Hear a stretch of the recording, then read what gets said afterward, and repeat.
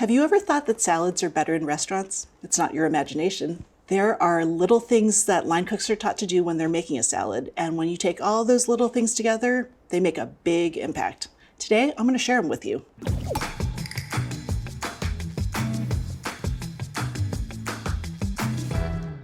One thing to keep in mind, there are lots of salads out there, and we're just going to focus on green salads. We're talking about greens, obviously, a dressing, and maybe one or two bonus items for flavor and texture. First up, you want to pair the dressing to the greens. Take a look at the greens you have. Are they delicate and tender like this baby spinach, or is it something a little bit sturdier like a romaine? How do your greens taste? Are they mild and grassy like a bib, or are they sharp and peppery like arugula? It's really important to match your dressing to the greens. Of course, you should choose flavors that you like, but also think about texture.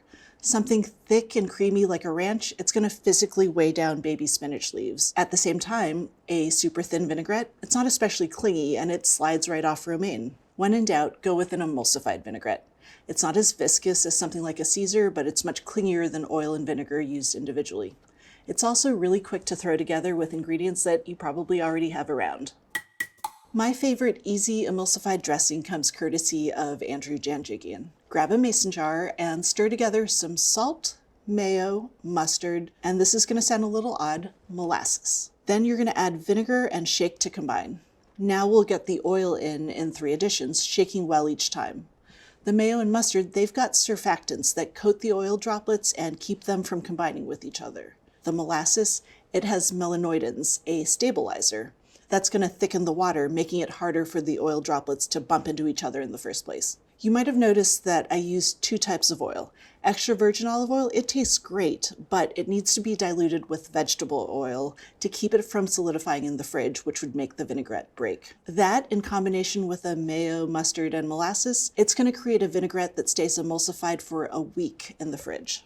Now, before I keep going, I want to tell you about ATK classes. You're going to find step-by-step videos, photos, and recipes that cover all skill levels. The classes are led by my talented colleagues, and you'll find it exclusively in the America's Test Kitchen app. The most important part about dressing a salad is dispersing the dressing from the start. Let's say you've got a vinaigrette and some arugula. Rather than pouring the dressing into one spot, drizzle it over the greens. This way, you don't have to toss as much to get an evenly dressed salad. That's pretty obvious, right? When it comes to a really thick dressing, the method is going to change a little bit. Check this out. I'm going to drizzle this dressing just like we did before. Because it's so thick, it really doesn't move, and we have to do kind of a lot of tossing to make sure you don't have blobs of dressing and areas where the leaves have nothing at all.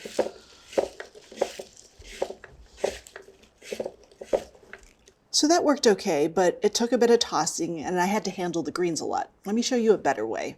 This time, I'm going to dress the bowl and then add the greens. And I want to take the time to kind of really smear this around, create a really dispersed layer of dressing.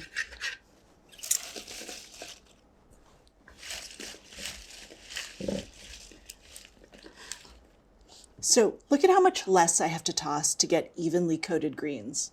This simple change, it lets us get the salad onto the table faster, but it also means we have to handle the greens less. This is especially important when we're dressing delicate greens like arugula or spinach. By the way, if you're including other ingredients in your salad, you're going to want to add them to the greens before dressing if they won't get sogged out. If they are going to lose their texture, save them for after the greens are dressed. I'll show you some of my favorite mix-ins and toppings at the end of this video. You may have noticed that I didn't reach for tongs while I was dressing these salads. That's because they're not as good as your hands. I've never seen anyone in a restaurant use tongs for dressing a salad, and line cooks use tongs for everything. Slip on gloves if you'd like, or just give them a good washing. I like to gently pick up the greens as I'm dressing them and kind of let them fall through my fingers back into the bowl. This is enough when the dressing is thin and light. When it's thicker, I'll sort of gently run my fingers across the leaves to spread the dressing out. This is another way to prevent bruising the leaves, and it gets you a prettier, longer lasting salad. You're going to want to give this a try and come back and leave a comment to let me know how it went. You might want to wash your hands first, though. Tasting is the most important and most overlooked step when making a salad. All line cooks are taught to taste their food before serving it, and you should do the same. Do you have the right amount of dressing for the greens? It's okay to add more dressing if the greens are underdressed, or if they're overdressed, you can add a little more greens. After you get the amount of dressing right, think about the seasoning. Will a little sprinkle of salt bring everything together? Does it need some pepper? Maybe the dressing seems a little heavy. In that case, add a dash of lemon juice or vinegar to brighten the flavor. Now that you know the rules, here's my favorite no recipe salad, plus a couple of things you can add to this or any salad.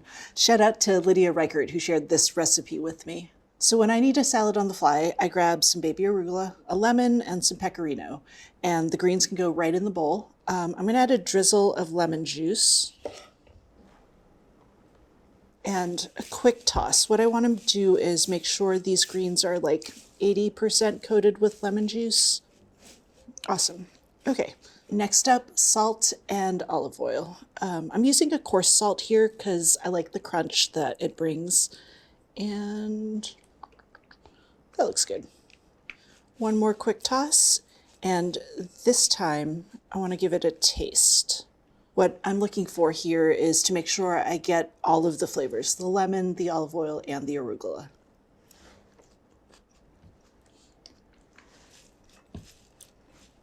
Awesome. This can go in a bowl.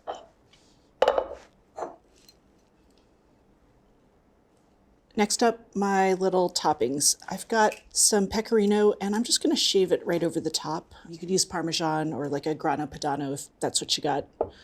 I find that the lemon flavor really pops when you add a little bit of zest, so I just microplane a tiny bit over the top, and I finish it with some cracked black pepper.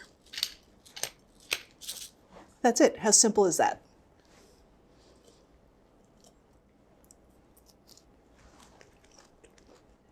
This is so tasty. It's light, it's savory, it's salty, it's vibrant from the lemon zest. Really the only drawback about this salad is you got to serve it right away because you're not bothering to make a dressing. So in keeping with kind of the last minute nature of this salad, these toppings, they're really simple. They're cheese and lemon zest and pepper. You probably have 2, if not all 3 of these ingredients around, and they bring a lot of character with very little work. If you've got a little bit of time, here are a couple of options that would be great on any salad that you could make in advance. For crunch and savory sweetness, you can't do better than candied nuts. Erica Turner's got a really simple method that starts with whisking together a foamy egg white, granulated and brown sugars, melted butter, salt, and a spice or 2 of your choice. Stir in the nuts and spread the mixture onto a lined baking sheet, and then bake in a 350-degree oven until the nuts are browned.